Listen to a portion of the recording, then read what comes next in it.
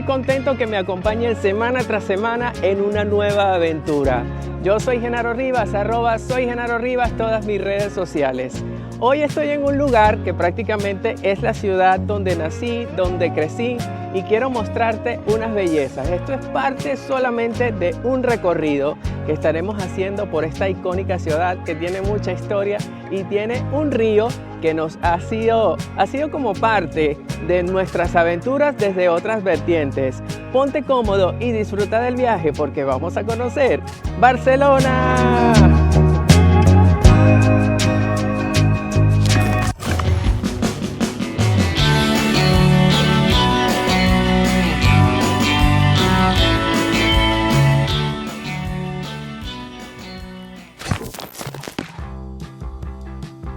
Las recomendaciones para esta aventura son protector solar, hidratación.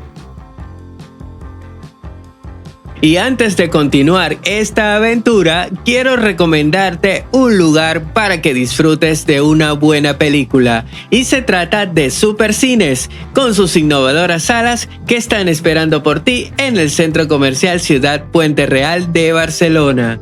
Consulta las funciones en supercines.com.be o en su cuenta de Instagram @supercines, porque en Supercines Puente Real vives una experiencia cinematográfica exclusiva para ti. Bienvenidos a Barcelona, una ciudad ubicada en el noreste de Venezuela, fundada en el año 1557. Es la capital del estado Anzoátegui.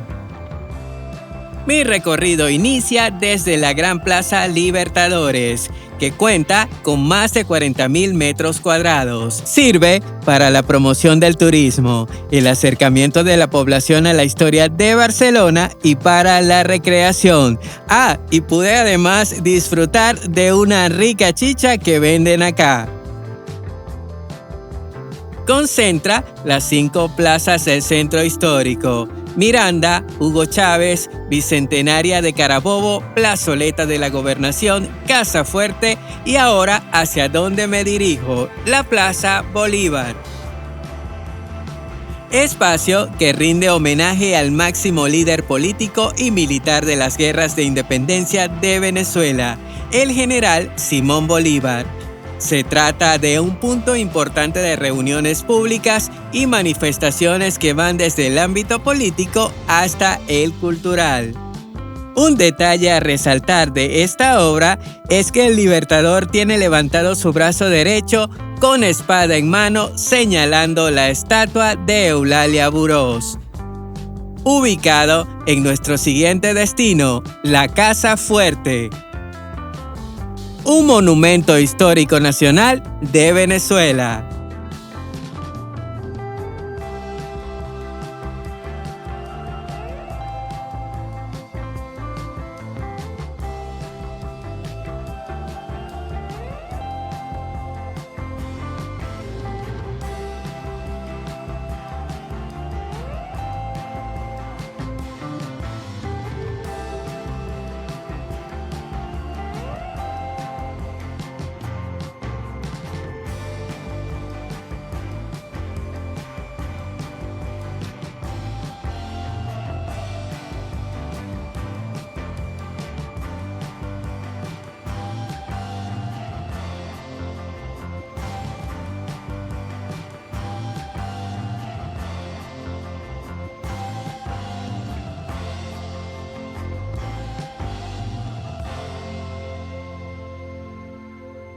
¿Su nombre es? Efraín Villael. Efraín, ok.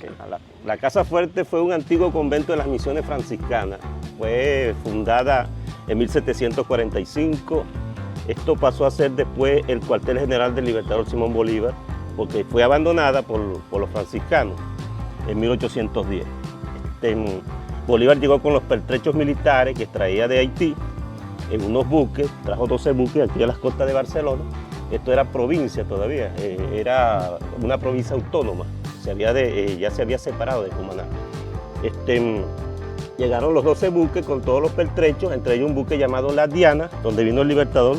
El buque era conducido por Luis Brión. Aquí lo trajo Pedro María Freite y vio el espacio que le cayó, como decir, como anillo al dedo, pues, por el sitio estratégico que ocupaba aquí en el oriente venezolano. Tenía su estructura mucho más allá de la plaza, tenía varios nichos y lo que llaman claustros, donde ellos pudieron instalar los pertrechos. Cuando bajan los pertrechos, Simón Bolívar, esto pasa a ser automáticamente blanco militar del imperio, pues, del imperio español. Enseguida mandó un ejército de 4.000 soldados, conducido por Pascual Real, y Bolívar estaba aquí, repelió el ataque, ayudado por un patriota llamado Bermúdez. Hicieron huir el enemigo. Estamos hablando de un 8 de febrero de 1817, y él le coloca el nombre ese día cuando vio los daños que se había hecho alrededor, que eran mínimos. Le puso el nombre Casa Fuerte, pasó a ser el fuerte militar de aquí del oriente, pues. Él se instaló aquí 85 días, tuvo Pedro María Freyte el mando de la guarnición. Luego sufrió otro ataque, un 7 de abril de 1817, donde se hizo, como decir, una encerrona. Luego de la encerrona se hizo un asalto. Aquí las personas, era Semana Santa, pues se fueron a refugiar en una iglesia que quedaba aquí. Tuvieron varios días sin agua, sin comida. Luego atacaron con unos cañones así como aquel se llama Burro Negro, ese arsenal, pues, de alto calado, como llamaban, de alto. A ver los cañones. Sí. Esos tumbaron los muros, lograron penetrar el recinto y mataron a todos los que se encontraban aquí. Tenemos una fosa común de más de 1.500 personas enterradas. Entre ellos también fue atacado Pedro María Freyte, fue perseguido porque hizo una jugada para que lo siguieran, para que no siguieran masacrando al pueblo. Fue agarrado, atrapado, donde hoy la pedida Pedro María Freyte, a él y a Francisco Esteban Rivas. Lo atraparon este día, lo llevaron a Caracas. Unos dicen que lo ahorcaron, otros dicen que lo fusilaron a los 10 días, es decir, el 17 de abril de 1817. ¿Esto ha sufrido alguna restauración en lo que lleva de tiempo o se ha mantenido intacto? Aquí lo que no fue una restauración, fue más bien un ataque. Uno de los peores ataques que se ha hecho cuando se le pone este frese, como se puede llamar, que no fue una restauración. Sí, entonces yo fui uno de los que intervine, pues, para que se detuviera esto, porque se estaba borrando la historia. Entonces quedó así, pues, porque el muro original es así como está allá. Ese es el original. Hubo un ataque, pues, yo digo que uno de los peores ataques que haya sufrido la Casa Fuerte por ese acto, donde pretendían borrar nuestra historia con ese fuego. Esta era la cocina, y aquí salían todos los alimentos que se consumían dentro del recinto, y tiene una historia muy especial, porque por esta puerta fue donde Pedro María Freyte sale cuando hace una acción de guerra, que en el argot militar se llama diversión o distracción, y no era que se estaban divirtiendo, era una acción diversa, como ya te dije, e hizo que el enemigo se hace visible, para que el enemigo lo persiga, porque él estaba escondido aquí. Que esto está cediendo, porque aquí según había un túnel, y muchos se encontraban escondidos en el túnel disparando, pues, resguardados y luchando. Pero después se hace visible, él y Francisco Esteban Rivas, que era gobernador de la provincia autónoma de Barcelona, se hace visible y se dejan perseguir para poder salvar la vida de los que estaban siendo masacrados en la iglesia. La construcción data de 1745, y este espacio es especial para explicar un poco sobre la técnica, ya que aquí podemos ver varios tipos de piedra. Tenemos ladrillo, tenemos corales, tenemos piedras del río, precisamente porque no venían todas de una mina. Aquí se cobró para hacer esta estructura impuestos en piedra, y cada quien lo sustraía donde era más cómodo, pues. Esta construcción se basa en una técnica que llaman mampostería mixta, que consistía en poner piedra sobre piedra, y es mixta porque, claro, no viene todas las piedras, no son de la misma mina, sí. Y la pega, en ese tiempo recuerden que no existía el cemento, la pega se llama argamasa. La argamasa es cal, arena, así, unos le echan corales, le agregan cualquier aditivo que sea conglomerante, y un aditivo que sí es muy especial, que se da mucho aquí, porque aquí esta era una zona ganadera y había unos grandes mataderos, es sangre de ganado, que le echaban para hacer la conmixtura. Pues esto que está aquí, se ve que se le echó la sangre del ganado para hacer la argamasa. Muy buenos días, aquí está para ustedes José Mendoza. Un placer, vamos a estar acompañándolos con Efraín Villarreal para nuestro recorrido. El sitio donde se colocaban los sacerdotes de la época, pero ¿me ayudas? Sí, este es un altar consagrado. Ofreciendo su espalda, ¿no?, hacia los feligresía, y solo daba cara para entregar lo que es la hostia consagrada. Cuando el amigo se refiere a consagrado, estamos hablando de que adentro de los altares se coloca una piedra de aras, que viene siendo que adentro se puede disfrutar las reliquias de los santos. Pedazos de hueso, tendón, cabello, hasta la ropa de la persona consagrada santa. Aquí tenemos la reliquia de San Jerónimo, sí, santo de origen español, que viene siendo un pedazo de la clavícula. Además de colocarse en la espalda, eso era para realizar eco, y de paso, porque las misas se dictaban en latín, no en español. Como decir un ejemplo, en nomina Patris, Filii, Spiritus Sancti. Amén. Ahora, este es el claustro de oración, sitio donde las personas realizaban sus oraciones, y de hecho hay personas que todavía vienen a hacer sus oraciones de manera privada. Podemos hablar un poco de este claustro.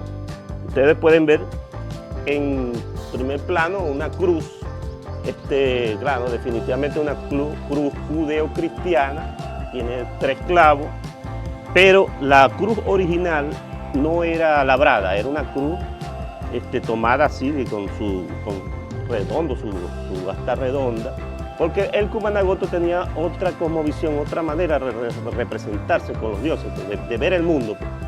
Él interpretaba el mundo de otra manera diferente a la que trajeron los españoles. El listón que conducía hacia arriba, para ellos era lo que representaba la parte divina, la parte celestial, y eran las fuerzas telúricas, eran 2 fuerzas que se unían. Para el Cumanagoto, cuando existía el dios de ellos, era el supremo principio dual, que había un hombre y una mujer. La tierra era femenina, o sea que el símbolo femenino es redondo con una cruz. Eso era lo que ellos concebían con la cruz, la tierra redonda, sabían que la tierra era redonda. Y el cielo era el masculino. Cuando llovía, había como un coito. El cielo engendraba, o sea, se fecundaba la tierra a través de la lluvia. Y la tierra concebía, era lo que necesitaba el Cumanagoto para existir. Con el barro hacían los materiales, la tinaja, el haripo para la arepa, el maíz crecía, que era la comida por antonomasia. Tenía los animales, se desarrollaban, los peces se multiplicaban, y ellos en agradecimiento a eso le rendían culto a este símbolo, le rendían culto pues a la naturaleza, a sus dioses, a través del símbolo de la cruz. Cuando el cristiano llega, entonces impusieron otras cosas, y el que no hacía de la manera como ellos veían el mundo, porque ellos tenían otra manera de ver el mundo, los iban matando. Empezaron como dicen, a evangelizar, pero mataban al Cumanagoto, que todavía le rendía culto a la cruz de esa forma. Y hasta que, bueno, lo que tenemos hoy, un sincretismo, porque mucha gente llega aquí, llegan Cumanagotos, le rezan a su cruz, que fue colocada mucho tiempo antes de la fundación de Barcelona. Barcelona tiene 386 años de fundada, y ya en este recinto, que era un sitio sagrado del Cumanagoto, fue donde vinieron y construyeron para quitarle el acervo, para quitarle sus valores, su cultura, porque cuando te van a invadir un país, la primera víctima es la cultura. Y ellos llegaron y te quitaron el sitio sagrado, pues. Y dieron la cruz y la convirtieron en cruz cristiana, que es un símbolo de redención, que no se descalifica porque la religión se respeta, pero la manera como ellos la impusieron, que en verdad no fue un encuentro, sino más bien fue un etnocidio. Miren que nosotros no hablamos español y nunca hemos ido a España, yo no he ido a España. Pero mi lengua natal, que es Cumanagoto, mi lengua ni siquiera la conozco. Es como decir una de las muestras pues, de lo que nos pasó, lo que nos ocurrió a nosotros. Sí. Nos estamos dirigiendo ahora al último, pero no menos importante, cuarto. ¿Ok? Entonces,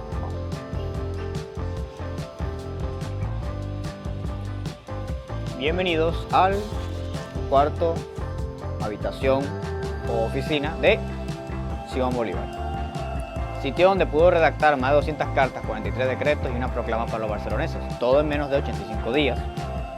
Incluso podemos observar acá el espacio donde colocaría la vela para poder trasnocharse escribiendo. Supóngase que por aquí estuviera la mesa y de esa manera proceder con las redacciones.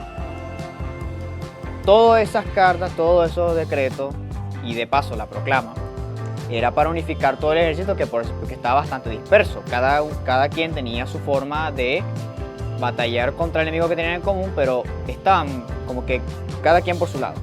Eso Bolívar lo que quería era unificar este ejército para que pudiesen tener más fuerza. En cuanto a lo que es la proclama en particular, se está refiriendo al pueblo barcelonés, porque también estaba bastante desunido, en el sentido de que eran capaces de vender a los patriotas por sencillamente tener miedo a que pudiesen ser eliminados por los realistas. Entonces, como bien se dice, se denominó Bolívar como el hombre de dificultades, buscaba la manera de persuadir a la gente de Barcelona para que se uniera a su causa. Entonces, para finalizar, podemos decir que Barcelona en sí y lo que es este ahora monumento histórico fueron clave para el proceso de la independencia, ya que aquí se resguardó el futuro de Venezuela en esos pertrechos militares que menciona mi compañero, que fueron necesarios para la victoria de las batallas que pudieron observar acá, de las banderas actuales.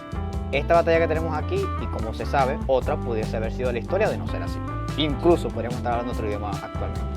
Y gracias a que también brindó refugio a nuestros libertadores, pudo enfocarse en unificar toda esa fuerza para lograr el objetivo que era la libertad de América. Por eso podemos decir, sin una pizca de duda, que se trata de las ruinas de la casa más importante para el Estado del país y casi todo Sudamérica. Casa Fuerte. Aquí en Barcelona. Entonces aprovechamos para hacer la invitación al público de que nos visiten, que estamos acá de martes a domingo, de 9 a 4 de la tarde. En algunas ocasiones un poquito más hasta la noche, pero estamos acá a la orden, y gracias a ustedes por visitarnos. Agradecido bastante por venir igual.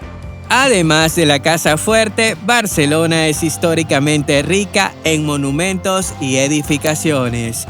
Todas son muy llamativas, como esta que al pasar del tiempo ha sido un poco desplazada por las construcciones de urbanizaciones, como lo es el puente Una Luz. Es una obra de ingeniería vial de finales del siglo XIX, formado por un arco rebajado con base de recta, tipo carpanel. Se encuentra rematado con parapeto y podio a los extremos, y el centro presenta 4 contrafuentes laterales de fabricación posterior. El puente Los Españoles, como lo conoce la gente, fue hecho durante el gobierno de Antonio Guzmán Blanco. En su estructura se observa la utilización de ladrillos en el arco, piedra y ladrillos en los muros y parapeto, y piedra de canto en el piso.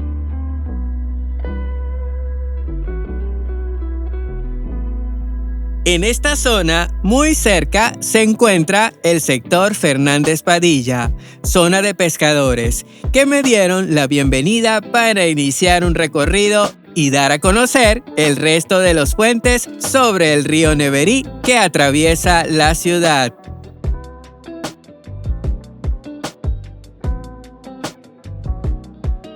Iniciamos la travesía desde la desembocadura, mientras te voy contando datos importantes sobre Barcelona.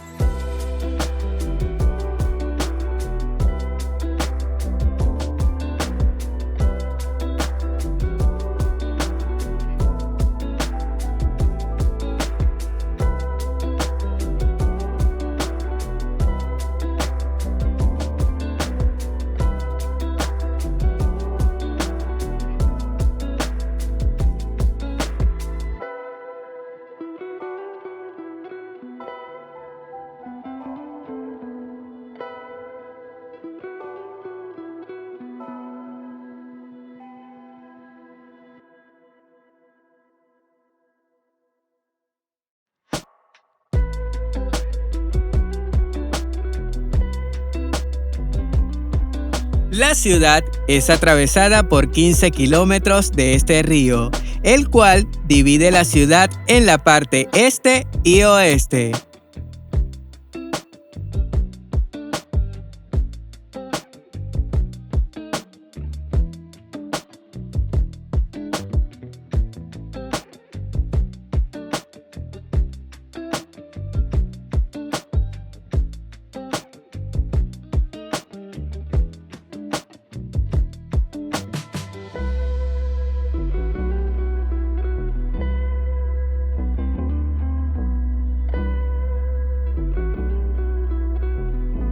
El Ministerio del Poder Popular para el Ambiente venezolano inició a mediados del año 2009 el saneamiento de las riberas del río Neverí, contaminado por aguas servidas, incluyendo la extracción de planta acuática invasora conocida como bora.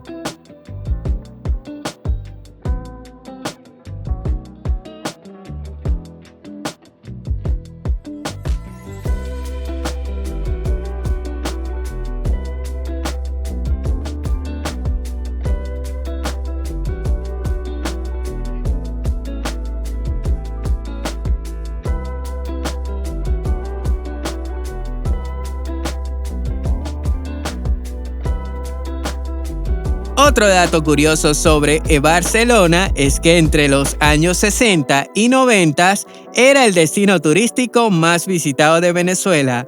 Después de la isla de Margarita, se dice que anualmente visitaban la ciudad unas 5 millones de personas. ¡Wow! Interesante.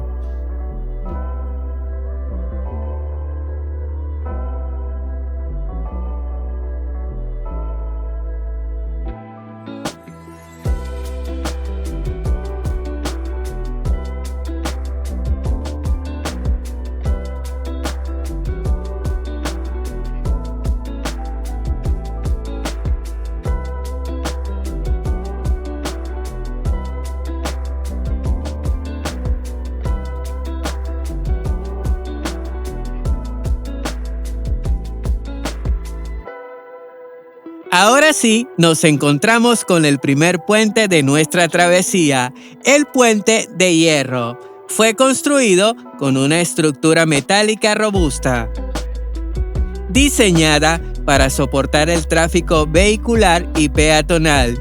Su diseño refleja la ingeniería de la época en que fue construido.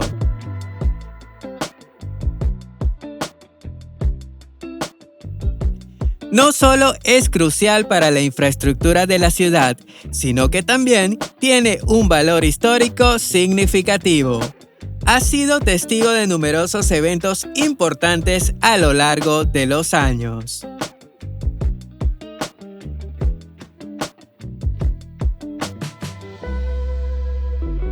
Facilita la comunicación entre las parroquias del municipio Simón Bolívar, mejorando la movilidad y el comercio en la región.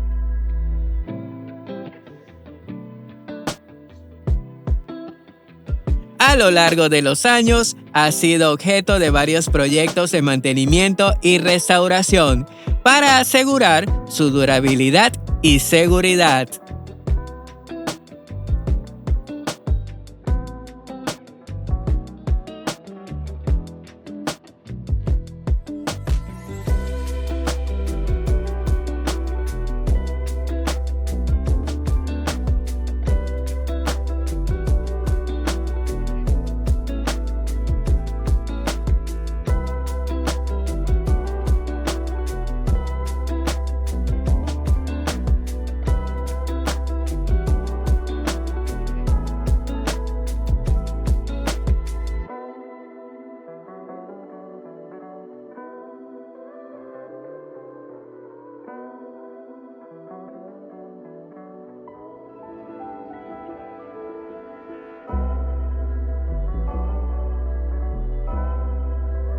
Así como en esta parte donde nos comentan que se ha comprobado la presunta presencia del cocodrilo Cocodrilus acutus.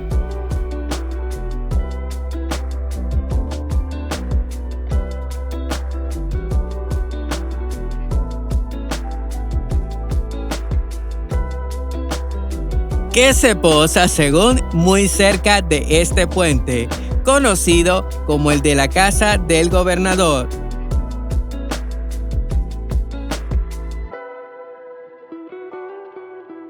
Su construcción se debe a la ampliación de la avenida Fuerzas Armadas con la avenida Costanera para embalar el río hacia la desembocadura.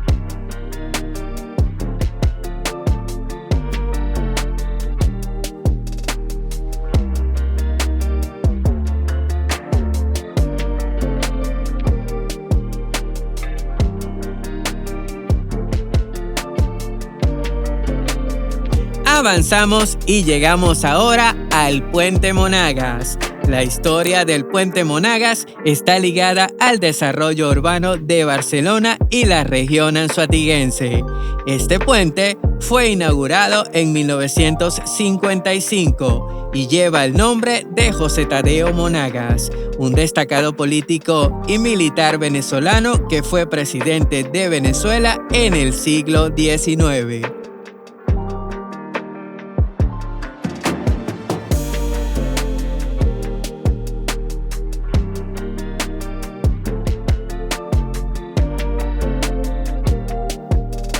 Fue construido para facilitar el tránsito entre las dos orillas del río Neverí, mejorando así la conectividad de la ciudad y contribuyendo al crecimiento económico y social de la región. Su diseño ha sido un símbolo de la modernización de la infraestructura en Venezuela durante la época. A lo largo de los años, el Puente Monagas ha sido objeto de mantenimiento y renovaciones para asegurar su funcionalidad y seguridad. Además, ha sido un punto de encuentro y un lugar de paso para miles de personas, convirtiéndose en ícono de la ciudad de Barcelona. Lo que me encanta de este lugar es la Plaza Cuatro Caras, pero en otra aventura hablaremos de ella.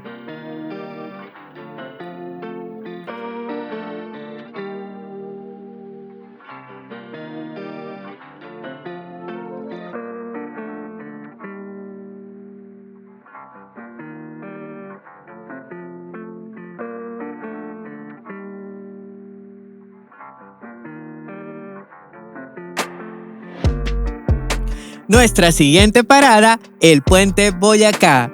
A los lados nos encontramos con el Parque Robert Serra, o como lo conocen la gente como el Parque Los Enamorados. En la Gaceta Oficial del Estado Anzoátegui, número 1104, de fecha 30 de noviembre del año 1950, resolución 29, dice que el 24 aniversario de haber asumido el poder de Junta Militar del Gobierno de Estados Unidos de Venezuela serán inauguradas y puestas al servicio público en fecha 24 de noviembre del año 1950 las siguientes obras de Distrito Bolívar, Puente Boyacá y Avenida Miranda en Barcelona.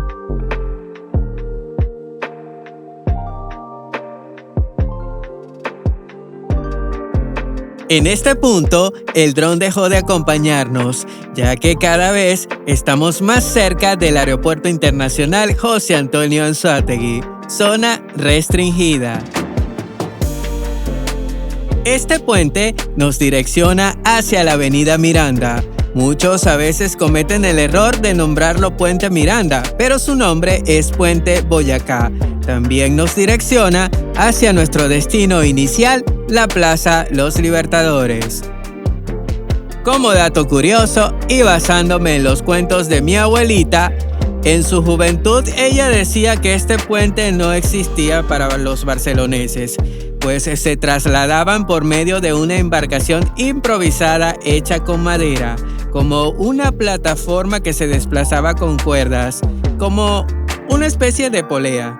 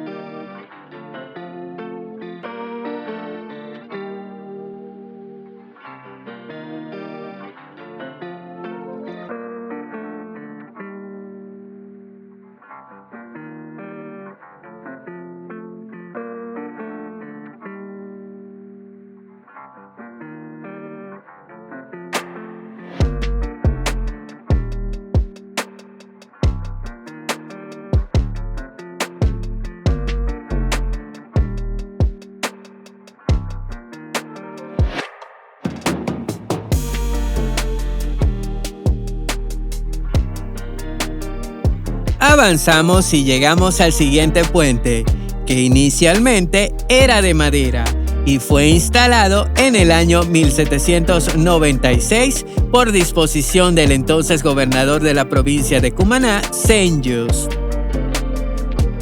La historia dice que el 27 de abril del año 1888, el puente San Felipe, que cruza el río Nevería a su paso por Barcelona, fue bautizado con el nombre de Puente Simón Bolívar, en ocasión de la inauguración de sus actuales estructuras de hierro. Lo que pocos saben es que esta armazón de hierro fue construida en la misma fábrica y al mismo tiempo que la Torre Eiffel de París y la Estatua de la Libertad, ubicada en los Estados Unidos de Norteamérica. Otro dato histórico es que en la pasarela, el libertador Simón Bolívar se dio el histórico abrazo de reconciliación con el general José Francisco Bermúdez, a quien en ese momento denominó como el libertador del Libertador. En la actualidad, podemos encontrar algunas ventas de snack y debajo venta de pescado.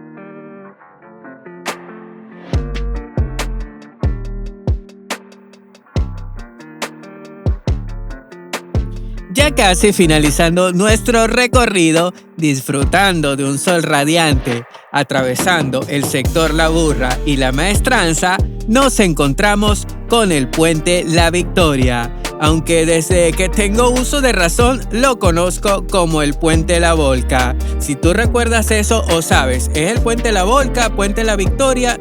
Te leo en la caja de comentarios.